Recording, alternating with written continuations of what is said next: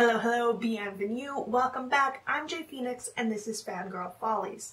Now, a few months ago, I talked about why you need to watch Miss Fisher's Murder Mysteries.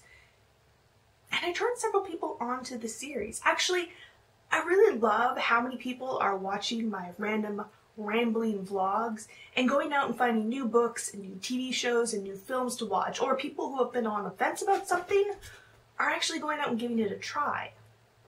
Honestly, that's all I've ever wanted to do. I spend so much time in fictional worlds in my head. It's great to share them with people and find people who enjoy them just as much as I do. Now, I've been putting off the Miss Fisher movie for a little while now. Why? Well, because it's on Acorn, which is another streaming service that I just don't have. I love streaming, but it's a real pain to actually have to go and subscribe to 1,000,001 services when I'll probably only use them about once or twice a month. It's just not worth it, but that's a whole other discussion for another time. Today we're talking about the small screen making a leap to the big screen. We're talking Miss Fisher and the Crypt of Tears.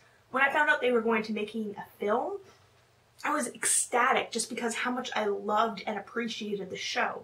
We're talking the feminist Sherlock with a whole lot more balls, and it's so refreshing to see a strong woman who really revels in her femininity.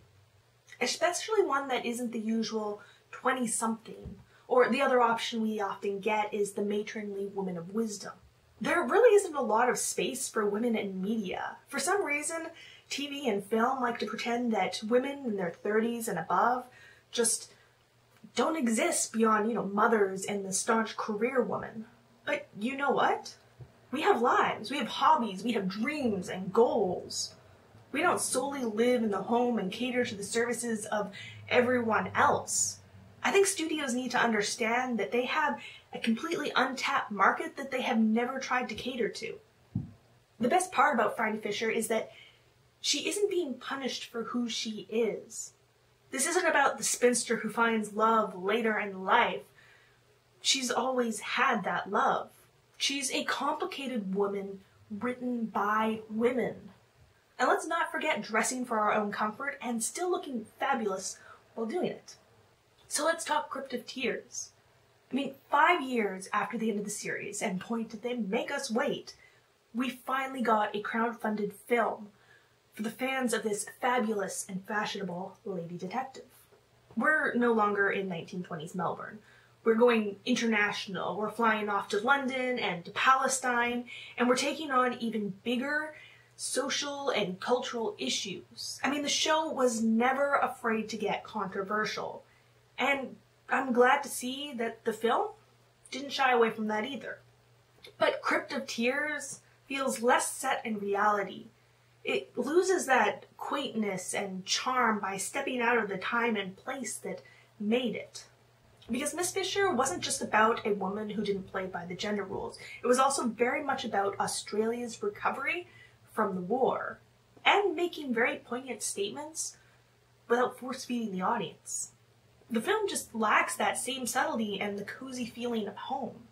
I still enjoyed it. It was a good time. Any fan would love stepping back into this world of familiar and loved characters. If this is going to be your first exposure to the world of Miss Fisher, well, you might be a little underwhelmed because it just doesn't have the same flash and pizzazz as the show. The film itself stands on its own. It was meant as a starting point for new fans.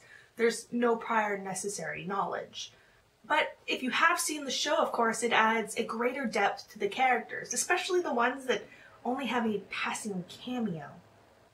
If you don't know the show, then you don't understand who Dottie and Hugh are, and you also don't understand who Sess and Bert are, and you don't understand why any of them are in this very tiny minute-long scene that doesn't add anything really to the plot of the story. Who are these people and why do we care? Who is this absolutely inconsolable girl who's pregnant and wants to fly to England? Taking the show out of Melbourne gives the show an entirely new feel, but it's not necessarily the best.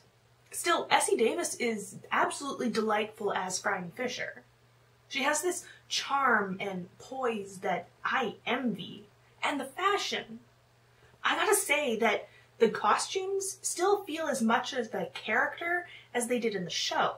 Nathan Page is absolutely wonderful as Jack Robinson, and all his fond exasperation. He manages to convey more with a clenched jaw than with a line of heartfelt dialogue. Seriously, there is one particular moment in the car on the way to the memorial service that really brings home his ability to emote. You try hard not to tear up along with him while he struggles for composure. But I'm going to be honest, was there a purpose behind Jack's presence throughout the film? Not really. He didn't really have a lot to do. He sort of just tagged along as the romantic interest. He doesn't actually have any authority. I mean, they're no longer in Australia. And he's always been the one to play by the rules. But here he's just sort of all over the place. Don't get me wrong, I actually really appreciate the subversion of one of the worst tropes. You know, the female, the love interest that trails after the male hero. Jack isn't really there to add to the story or help solve the mystery. He's there to reaffirm what Phryne already knows and learns. And just as it is with the, useless women, well, it would have been nice for Jack to have a little more purpose. And that leads to another issue that I have with the film, and that's the level of control and emotional manipulation that Phryne seems to have over Jack. She's always had a bit more emotional power over Jack, but he was always in a position of authority, so it always felt a bit more equal. So it feels like a huge lack of empathy on her part when it comes to his feelings. Essentially, she's sort of gaslighting him for the entire adventure.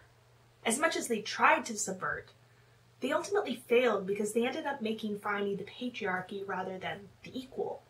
The acting was on point, even if we didn't get all of the characters that should have been present. And the costumes were absolutely gorgeous. They really set the stage when creating a believable window back into the 1920s. The story just didn't make an elegant transition to film. What I mean is, the cinematography was disappointing, and the narrative was oddly structured, and the writing was just kind of terrible. Let me explain.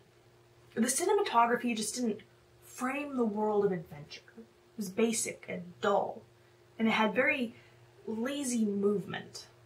When I say the narrative structure was odd, well, we got weird tangents and an overabundance of flashbacks.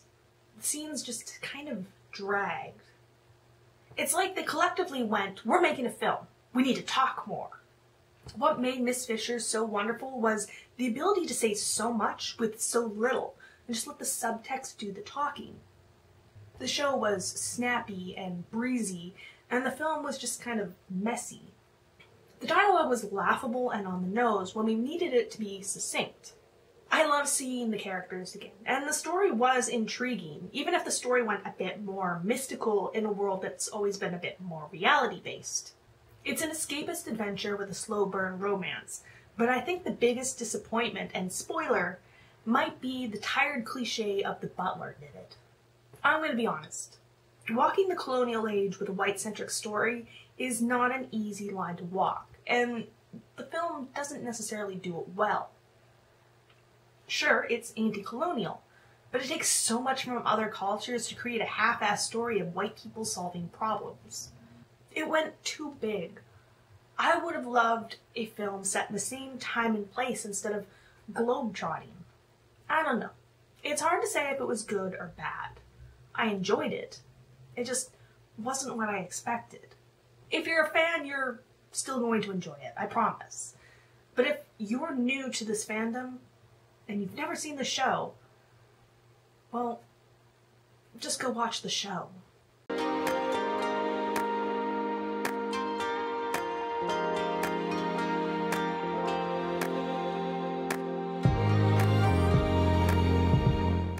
wasn't really a tarantula. Good. I didn't really shoot one.